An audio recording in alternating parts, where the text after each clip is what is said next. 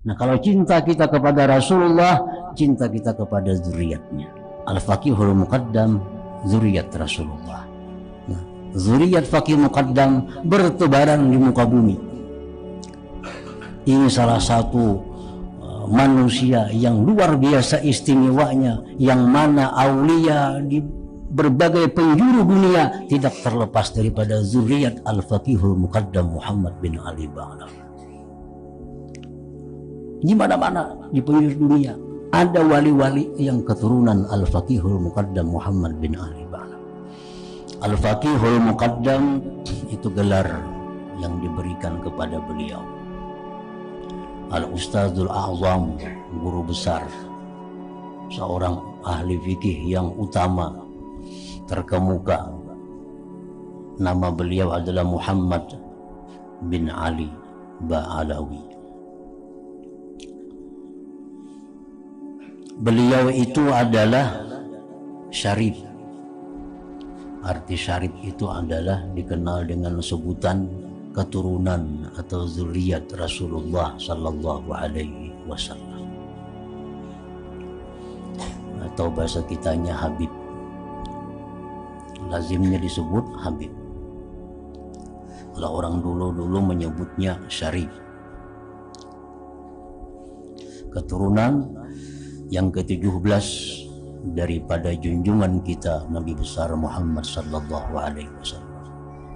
Dan itu adalah satu kemuliaan yang tidak diberikan Allah kepada orang-orang yang bukan syarif. Jelas mereka itu ada kemuliaan tersendiri karena mereka zuriat makhluk yang paling agung, zuriat makhluk yang paling dicintai Allah. Tentu mereka ada kelebihan daripada kita yang biasa. Dan lagi beliau itu adalah Syafi'iyun. Faqih muqaddam itu Syafi'iyun, artinya pengikut mazhab Syafi'i. Sama dengan kita mazhab Syafi'i. Dan ini memudahkan kita untuk mengikuti beliau karena satu mazhab. Jadi kita mengikuti tariqah itu alangkah mudahnya kalau pemimpinnya satu mazhab dengan kita. Satu mazhab. Faqihul Muqaddam itu Syafi'iyun, bermazhab Syafi'i. Sehingga cara ibadah kita tidak berlainan dengan beliau. Sama. Nah, lain hal dengan para aulia-aulia besar lainnya seperti Al-Imam Abdul Qadir Al-Jilani radhiyallahu ta'ala anhu. Ini seorang aulia besar yang punya pengaruh besar, tarikahnya pun tarikah besar, tetapi beliau itu mazhab Hambaliyun, mazhab Hambali. Nah, kalau kita mengikuti beliau, kita mesti mengikuti bagaimana cara ibadah beliau selaku Hambali. Sembahyang kita aturannya beda dengan Syekh Abdul Qadir Al-Jilani. Beliau mazhab Al-Hambali ini sembahyang berjamaah itu fardhu ain. Nah, kalau kada berjamaah itu berdosa. Fardhu ain. Nah, orang-orang yang mengikuti tariqah Qadiriyah ini ya demikian. Kada kawa sembahyang surangan. Karena menurut imam mereka selaku pengikut mazhab Imam Ahmad bin Hambal, sembahyang berjamaah itu fardhu ain. Jadi kalau lagi subuh kasiangan ngalih mana cari jamaah kemana lagi? Nah, ini yang kadang-kadang kurang diperhatikan oleh para pencari tariqah itu. Terpengaruh dengan nama besar Syekh Abdul Qadir Al-Jilani, Syekh ini. Memang mereka orang-orang besar, tarikatnya tarikah besar. Namun apakah kita mampu mengikuti amaliyah beliau itu? Janggal kita kalau mengikut sembahyang Syafi'i, tetapi tarikahnya tarikah Hambali. Kan kada pas. Walaupun kada salah, cuma sulit. sulit. Nah, alhamdulillah kita ini punya imam tariqah Faqihul Muqaddam ini Syafi'iyun.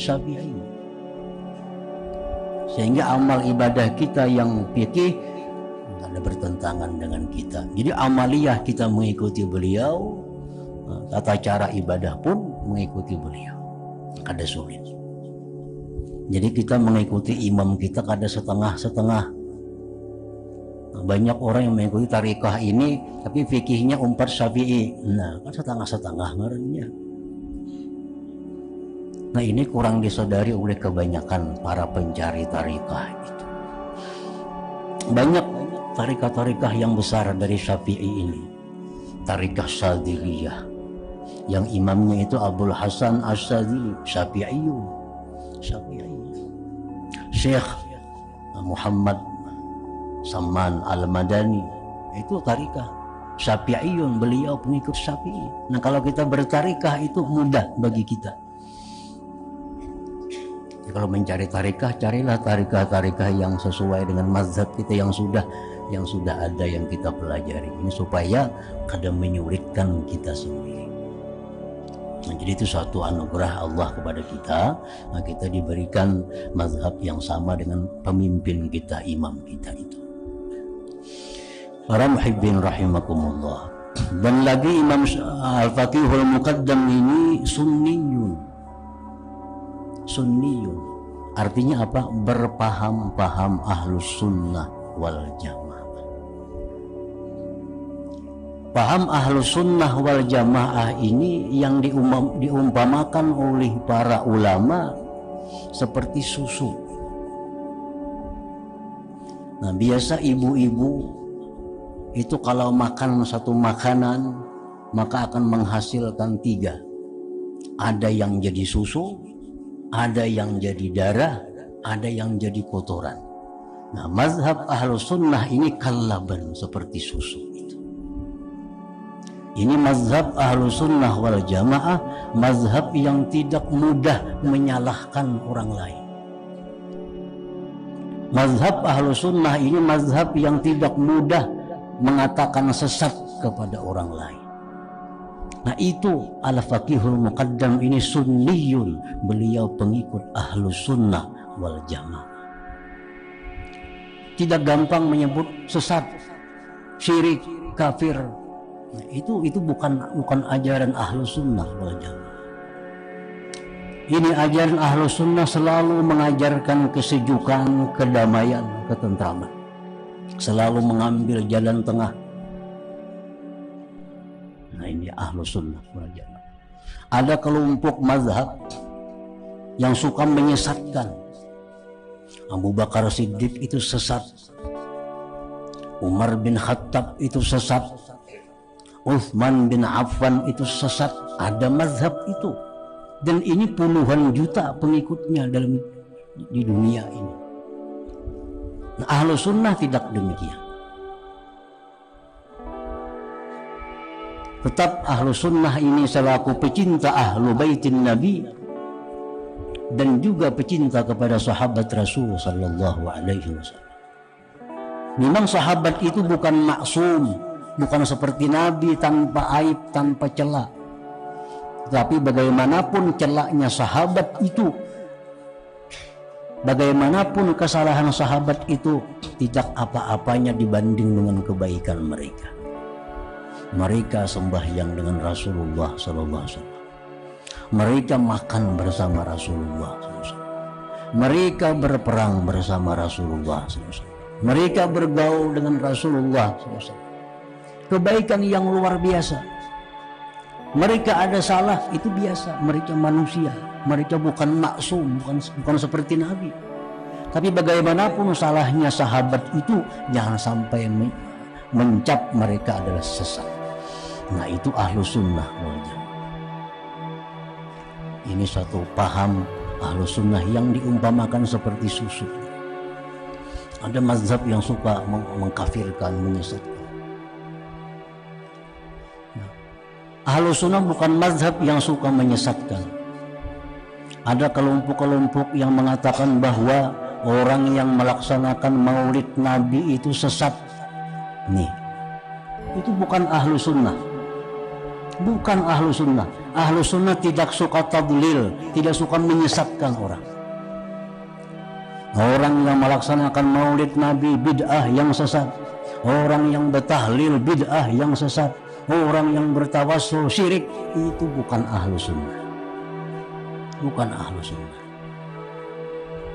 Ahlu sunnah tidak suka mencap seseorang itu sesat. Nah, terhadap kelompok-kelompok ini pun ahlu sunnah tidak bermusuhan. Tidak bermusuhan. Cukup bagi mereka itu tidak mengikuti ajaran mereka. Cukup tidak mengikuti ajaran mereka. Silahkan dakwah orang yang mengatakan maulid Nabi bid'ah sesat, dosa besar. Orang yang tahlil bid'ah sesat, dosa besar. Orang yang tawassul syirik, nah, mereka cukup dengan tidak mengikutinya. Nah, cukup dengan tidak mengikutinya dan mendoakan mereka agar dapat petunjuk Allah dan menganggap bahwa mereka itu dalam tahap mencari kebenaran. Nah, itu ahlu sunnah. Orang-orang yang dai-dai muda ke kampung-kampung kada lagi melarang arak, kada lagi melarang zina. Ke kampung-kampung maulid haram, maulid ini. Itu bukan dakwah, itu mengajak berkelahi orangnya. Kata dakwah lagi.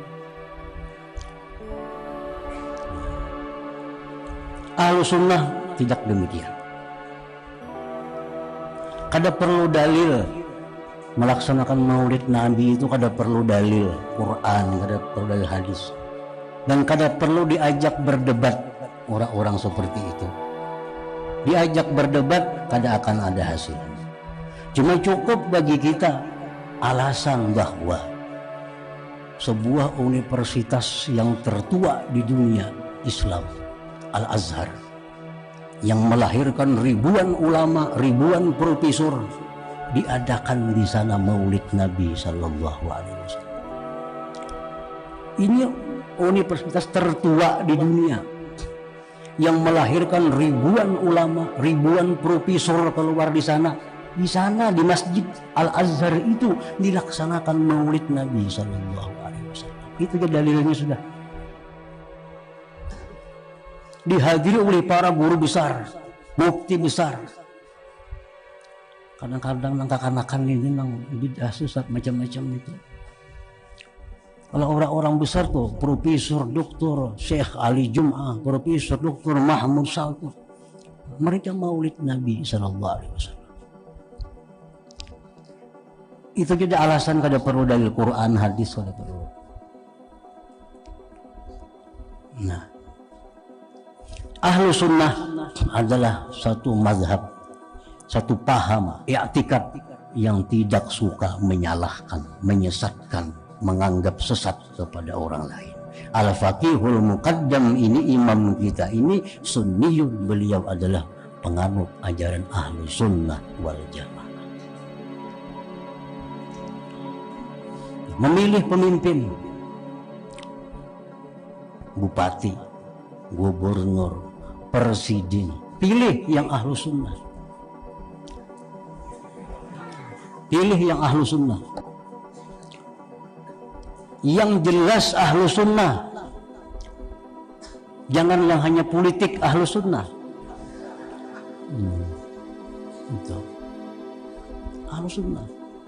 Jangan hanya karena duit, ini banyak memberi, kada berpikir lagi siapa orangnya, cucuk ini pembanyaknya memberi. Kalau kita demikian prinsip kita, satu saat kita akan dipimpin oleh non-muslim, pasti satu saat. Kalau prinsip siapa yang banyak memberi itu yang dicucuk, satu saat kita akan dijajah oleh non-muslim. Nyatakan gitu. Ini pelajaran kita banyak. Ada provinsi yang 60% lebih umat Islam, tapi gubernurnya non muslim. Kenapa? Ini peranan duit.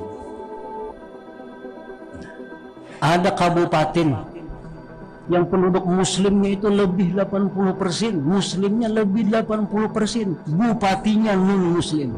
Coba bayangkan. Ini kata lepas peranan duit. Nah, orang Islam sudah mata duitan, sudah menghilangkan akidah.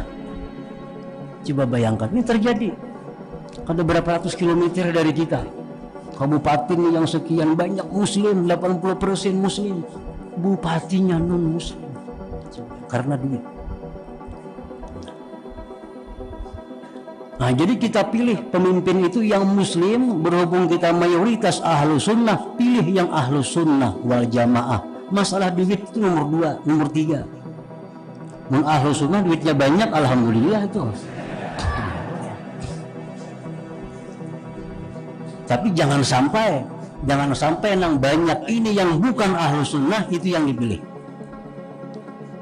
Kalau hendak negeri kita ini barakah, baldatun thayyibah wa rabbun ghafur. Para muhibbin rahimakumullah. Jadi yang jelas ahlu sunnah wal jamaah, yang pembela ahlu sunnah wal jamaah itu yang kita pilih. Pemimpin macam itu yang akan membawa berkah, membawa rahmat kepada